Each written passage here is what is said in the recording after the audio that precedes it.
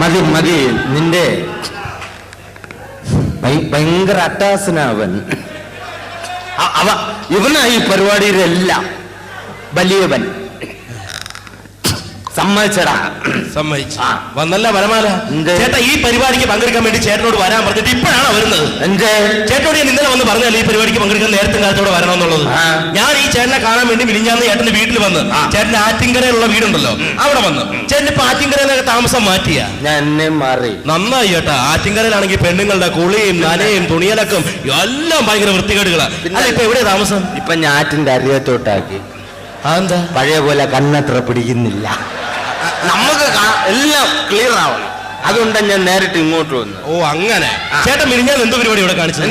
മിനിഞ്ഞാന്ന് ഇവിടെ മന്ത്രി വരും, ഒരു ചടങ്ങുണ്ടെന്ന് പറഞ്ഞിട്ട് ചേട്ടനോട് പറഞ്ഞു ദാ സ്റ്റേജിന്റെ ദാ മൂലയ്ക്കും നല്ല ഏത്തക്കൊല വാഴകൾ കൊണ്ടുവന്ന് കുത്തി വെക്കണമെന്ന് പറഞ്ഞു.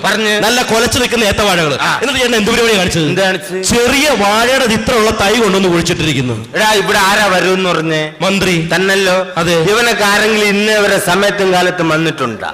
അതുകൊണ്ടാണ് ഞാൻ 2 വാഴത്തൈ വെച്ചത്. ഇവന്മാരൊക്കെ വരുന്ന സമയമാകുമ്പോ അത് കൊലച്ച് കൊലവാഴ ആയിക്കോളും കേട്ടാ. അതുകൊണ്ട് ബുദ്ധി വേണം, ആ രീതിയിൽ പോണം. അത് ശരി.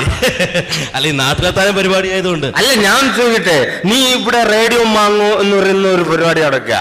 എനിക്കറിയാം, നാട്ടിലുള്ള ആൾക്കാരെയൊക്കെ ഇവിടെ ഭയങ്കരമായിട്ട് നീ പ്രശ്നം കാണിക്കുന്നു. അതെ ശരി, ഇതിനൊരു ജഡ്ജി വേണം, അങ്ങനെ ഒരു പരിപാടി. പക്ഷേ എനിക്ക് ഇവിടെ പങ്കെടുക്കണം. ചേട്ടന് പങ്കെടുക്കാം, തീർച്ചയായിട്ടും പങ്കെടുക്കാം. അപ്പൊ നീ എന്തിനാ ഇത്രയും ഗ്ലാമറായിട്ട് നിൽക്കുന്നതിന്റെ കാര്യം? ഗ്ലാമറായിട്ട് നിൽക്കുന്ന വേറൊന്നുമല്ല, ഈ നാട്ടിലെ തരം പരിപാടിയല്ലേ, ഇതിൽ പങ്കെടുക്കാൻ വേണ്ടി നല്ല പെമ്പിള്ളാരൊക്കെ വരുമല്ലോ. അപ്പൊ ആരെങ്കിലും അതായവന്റെ ഉദ്ദേശം, വളപ്പ്. പൊന്നു മോനെ സെറ്റപ്പ് നടക്കില്ല, നീ പ്രേമിക്കാൻ നിൽക്കരുത്.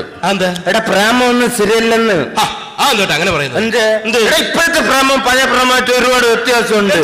നീ ഇപ്പൊ പ്രേമിക്കാൻ നിന്ന് കഴിഞ്ഞാൽ കമ്പ്യൂട്ടറൈസ്ഡ് പ്രേമമാണ്. എങ്ങനെ? അവര് വരും, വന്ന് നിന്നെ സംസാരിക്കും, ചാറ്റിങ്, അവസാനം കഴിയുമ്പോ അവളെ ചീറ്റ് ചെയ്തിട്ട് പോകും. അപ്പൊ പക്ഷെ പഴയ പ്രേമം എന്ന് പറഞ്ഞാൽ അങ്ങനെയല്ല.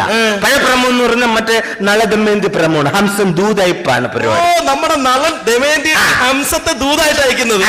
അല്ല ചേട്ടൻ എങ്ങനെ ഈ ഹംസത്തെ ദൂതായിട്ട് അയച്ചിട്ടുണ്ടോ? നമ്മുടെ കാലത്ത് നിന്ന് ഹംസമൊന്നും ഇല്ലെന്നെ. പിന്നെ അതുകൊണ്ട് ഞാൻ വീട്ടിൽ നിന്നൊരു കോഴി എഞ്ഞ് പിടിച്ച്, എന്നിട്ട് കോഴി പിടിച്ചിട്ട് ലെറ്റർ എഴുതിയിട്ട് അതിന്റെ കാലിൽ കെട്ടിട്ട് അടുത്ത വീട്ടിലെ ശാന്തര വീട്ടിലോട്ട് പറത്തി വിട്ട് കൊടുത്ത്, എന്നിട്ട് അപ്പൊ തന്നെ മറുപടി കിട്ടി? അപ്പൊ കിട്ടിയില്ല, അരമണിക്കൂർ കഴിഞ്ഞപ്പോ കിട്ടി. എന്ത്? ചിക്കൻ കറി കൊള്ളാം, ഇനി ഇതുപോലുള്ള കോഴികളെ പ്രതീക്ഷിക്കുന്നു. അതുകൊണ്ടാ പറഞ്ഞത് പെണ്ണുങ്ങളെ വിശ്വസിക്കരുത്. ചേട്ടൻ എന്തൊക്കെ പറഞ്ഞാലും ശരി, ഏതെങ്കിലും ഒരെണ്ണത്തിന് വളച്ചോണ്ടാ ഞാൻ ഇന്ന് പോകുന്നു. മോനെ പെണ്ണുങ്ങളെ വിശ്വസിക്കരുത്. ഞാൻ ക്ലിയർ ആയിട്ട് പറഞ്ഞുതരാം. പെണ്ണുങ്ങളെ നമുക്ക് 4 തരംതിരിക്കാം. 4? എങ്ങനെ? അതായത് പിന്നെ ഗേൾഫ്രണ്ട്, കാമുകി, വൈഫ്, സ്റ്റെപ്പിനി. ഇവരെ 4 പേരെ നമുക്ക് മൊബൈൽ കണക്ഷനുമായിട്ട് ബന്ധപ്പെടുത്താം. മൊബൈൽ കണക്ഷൻ ഞാൻ ക്ലിയർ ആയി തരാം. അതായത് ഗേൾഫ്രണ്ട് എന്ന് പറഞ്ഞു കഴിഞ്ഞാൽ പ്രീപെയ്ഡ് കണക്ഷനാ.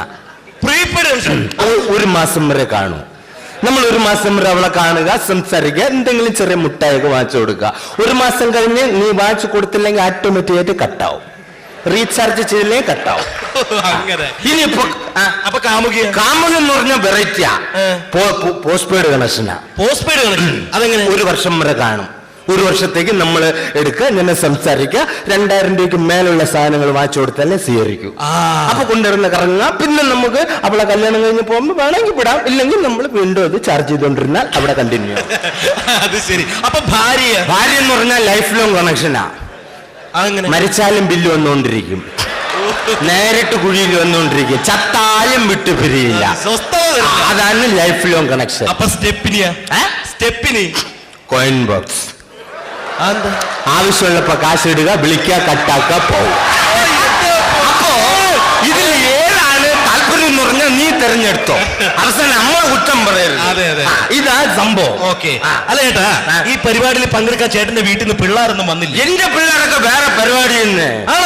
അല്ല ചേട്ടന് എത്ര മക്കളാ? 3 മക്കള്. മക്കളൊക്കെ എന്ത് ചെയ്യുന്നു? മൂത്തവൻ തിരുത്തൽവാദി, 2ാമത്തവൻ മഞ്ഞ ഈശ്വരവാദി, 3ാമത്തെ മാത്രം തീവ്രവാദി.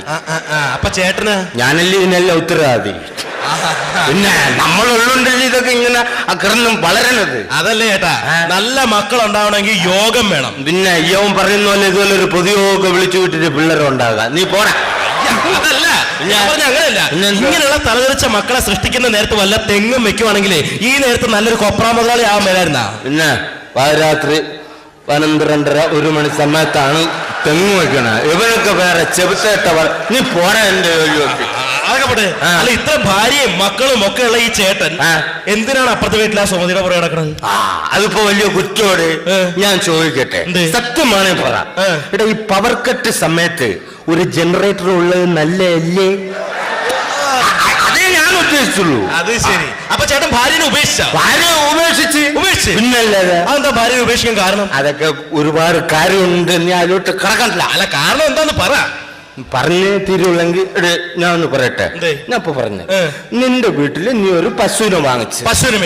നീ ഒരു പശുവിനെ വാങ്ങിക്കഴിഞ്ഞാ അതിന് പുളിയരിപ്പൊടിയും സമയത്തിന് പുണ്ണാക്കും പിന്നെ വക്കോലും അതുപോലെ തന്നെ പുല്ലെല്ലാം കൊടുത്ത് കുളിപ്പിച്ച് വളർത്തിയിട്ട് നാട്ടുകാരൻ വന്ന് കറന്നുകൊണ്ട് പോയി കഴിഞ്ഞാൽ നീ സഹിക്കുവോ?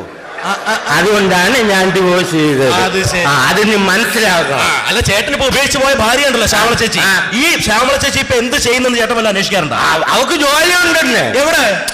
റെയിൽവേയില്. റെയിൽവേയിൽ ജോലി കിട്ടിയ സുഭിക്ഷായി അടിപൊളിയാണ്, നല്ല രീതിയിൽ ജീവിച്ചു പോവാം. അല്ല റെയിൽവേയിൽ ഏത് സെക്ഷനിലെ ജോലി? സെക്ഷനാണെന്ന് അറിഞ്ഞൂടാ, എന്തായാലും അവിടെ ഒരുങ്ങിയൊക്കെ നിക്കണ കാണാം. സെക്ഷൻ ആണെന്ന് അറിയണമെങ്കിൽ നീ ഒന്ന് ചെന്ന് നേരിട്ട് ചോദിച്ചു. പോകുമ്പോ 10-200 കൈ വേണം. സെക്ഷൻ മനസ്സിലായി. അപ്പൊ ചേട്ടാ ആരും പറഞ്ഞു നമ്മുടെ ഈ പരിപാടി തുടങ്ങാനുള്ള സമയമായി. അപ്പൊ റേഡിയോ മാങ്ങയുടെ നാട്ടിലെ താരം ഇപ്പോൾ റോട്ടിലെ താരമായി. ഈ റോട്ടിലെ താരത്തെ കണ്ടുപിടിക്കാനുള്ള പരിപാടി ആരംഭിക്കാൻ പോവുകയാണ്. അപ്പൊ ഈ പരിപാടിയിൽ ജഡ്ജായിട്ട് വന്നത് ആരാണെന്നുള്ള അറിയാലോ? ആരായാലും എനിക്ക് കുഴപ്പമില്ല. ഇവിടെ ഈ റേഡിയോ മാങ്ങ എന്ന് പറയുന്ന പരിപാടി നടക്കുന്നെങ്കിൽ എനിക്ക് ആദ്യം വെള്ളം അടിച്ചുകൊണ്ട് പറയുമല്ല, ചേട്ടൻ ഞാൻ നല്ലൊരു അവസരം തന്നിരിക്കും. പ്രിയമുള്ളവരെ, നമുക്ക് ഏവർക്കും പ്രിയങ്കരനായ ഒരു ജഡ്ജാണ് ഇവിടെ വരാൻ പോകുന്നത്. ലോകത്തെവിടെ റിയാലിറ്റി ഷോ നടന്നാലും അവിടെ പോയിരുന്നു കുറ്റം പറയാൻ വേണ്ടി മാത്രം ജന്മം കൊണ്ടിട്ടുള്ള ഒരു വിശിഷ്ടനായ ജഡ്ജ്, അത് മറ്റാരുമല്ല നമ്മുടെ പ്രിയങ്കരനായ ഭരത് സാർ. നിറഞ്ഞ കൈയടിയോടെ നമുക്ക് ഭരത് സാറിനെ സ്വാഗതം ചെയ്യാം.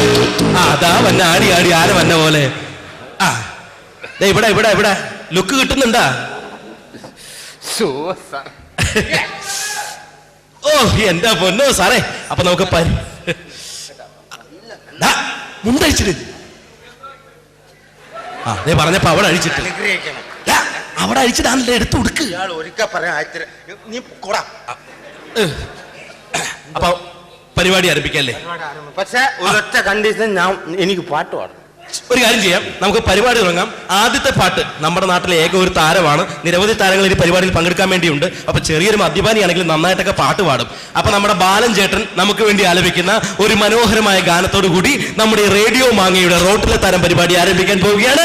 ബാലൻ ചേട്ടനെ ഈ പരിപാടിയിൽ പാട്ട് പാടാൻ വേണ്ടി ആർദ്രമായി തന്നെ സ്വാഗതം ചെയ്യുന്നു. സർ, എല്ലാവരും വെറൈറ്റി ആണ് ഞാൻ ആഗ്രഹിക്കുന്നത്. അപ്പൊ എല്ലാരും യേശുദാസ് അണ്ണൻ ഒരു പാട്ട് പാടി കഴിഞ്ഞാൽ അതിന് പാടിയാണ് വരുന്നത്.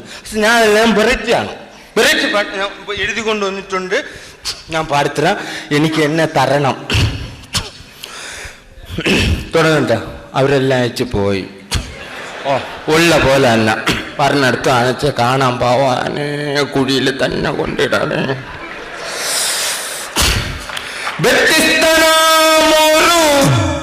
എന്താടാ? അല്ല ഞാനല്ലേ പറഞ്ഞ, നീ എന്റെ ഇടയിൽ എന്തുവാ? വ്യത്യസ്തനാമൊരു സിംഗറമ്പാലനെ സത്യത്തിലാരും തിരിച്ചറിഞ്ഞില്ല. Radio മാങ്ങയ്ക്ക് അഭിമാനമാകും, radio മാങ്ങയ്ക്ക് അഭിമാനമാകും. സിംഗറമ്പാല നിനക്ക് അഭിവാദ്യം. ബാലൻ ഒരു കാലൻ അടിമുടി വീരൻ, വെള്ളമടി വീരൻ അടിമുടി കോലം, ഒരു കോലം നമ്മുടെ കാലൻ ബാലൻ കാലൻ കാലൻ. വ്യത്യസ്തനാമൊരു ഗുണ്ടയാമ്പാലനെ സത്യത്തിൽ ഞാൻ തിരിച്ചറിയുന്നു. അപ്പൊ ഏതായാലും നമ്മുടെ ബാലൻ ചേട്ടന്റെ പെർഫോമൻസ് കഴിഞ്ഞ് അപ്പൊ ഇത് നമ്മുടെ ഭരത് സാറിനോട് ചോദിക്കാം. ഭരത് സാർ, കുട്ടാ നന്നായിരുന്നു കൂട്ടാ. കുട്ടാ ഒന്നും പറയാനില്ല കൂട്ടാ. Thank you sir. ഒന്നും പറയാനില്ല. Thank you. ഞാൻ പറഞ്ഞ കൂടെ പോകുമ്പില്ലേ മോനെ എന്നാ മോനെ കാണിച്ചു? മോനെ ഞാൻ അസലായിട്ട് പാടും. മോനെ ഇത് ഓരോ മോനെ ശ്രദ്ധിക്കണ്ടേ? മോനെ ഒന്നും ശരിയായില്ല. തുടക്കത്തിലുണ്ടല്ലോ മോനെ പാടിപ്പോ നന്നായിരുന്നു. മോനെ തുടക്കം നന്നായിരുന്നു മോനെ. ചെറിയ ചെറിയ മിസ്റ്റേക്ക് ഉണ്ടായിരുന്നുള്ളൂ. അവസാനമായപ്പോ ഉണ്ടല്ലോ മോനെ മോൻ നശിപ്പിച്ചു കളഞ്ഞു, പകർത്ത് നശിപ്പിച്ചു കളഞ്ഞു. അങ്ങനെ പാടാൻ പാടില്ല. മോനെ ആരാ മോനെ ഗുരു? ശ്രീനാരായണ ഗുരു. മോനെ സംഗീതത്തിലെ ഗുരു ആരാ? അതെന്റെ അച്ഛനാണ്. ആരാ മോനെ അച്ഛൻ? മഹാകവി ഉൽപ്പു. മോനെ അവരുടെ പേര് അവൾ കേട്ടിട്ട് പോലുമില്ലല്ലോ. ഞാൻ ഇതുവരെ കണ്ടിട്ട് കൂടിയില്ല. പിന്നെ മോനെ പാട്ടൊക്കെ കൊള്ളാമല്ലോ. എന്റെ മോനെ ഈ അച്ഛൻ മഹാനായിരുന്നു. പിന്നെ മഹാനാണ്, പേരേട്ട കവിയായിരുന്നു. എന്തായിരുന്നു? സംഗീതത്തിലെ മറ്റേ ഇതിലുണ്ട്, മറ്റേ നിഘണ്ടു. സംഗീതത്തിലെ നിഘണ്ടു എല്ലാം അരച്ച് കലക്കി കുടിച്ച മനുഷ്യനാണ്. അരച്ച് കലക്കി കുടിച്ച അച്ഛൻ മരിച്ചുപോയി. എങ്ങനെ മരിച്ചു മോനെ? നിഘണ്ടു എല്ലാം കൂടെ അരച്ച് കലക്കി കുടിച്ചപ്പോ സ്റ്റാപ്ലർ തൊണ്ടേ കുരുങ്ങി ചത്ത്. മോനെ സംഗതി കൊള്ളായിരുന്നു കേട്ടോ മോനെ. പക്ഷെ ഒരുപാട് ശ്രദ്ധിക്കാനുണ്ട്. മോൻ ട്യൂൺ ചെയ്തിട്ടുണ്ടോ? ട്യൂൺ ചെയ്തിട്ടുണ്ടോ മോനെ?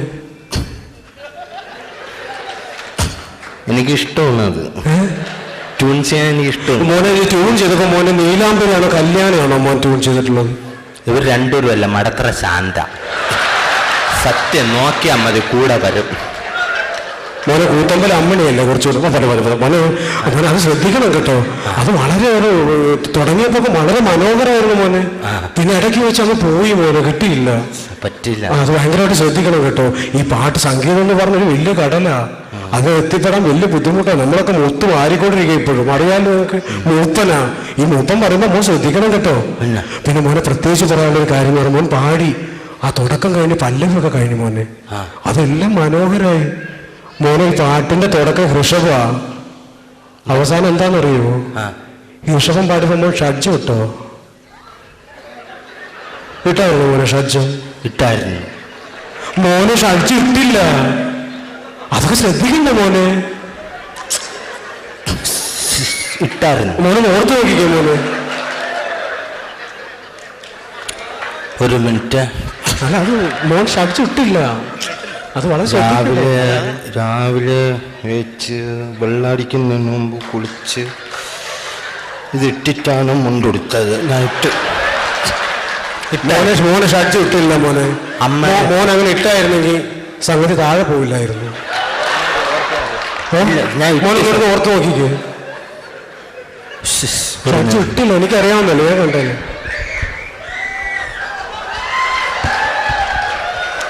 ഇട്ടായിരുന്നു വൈറ്റ്.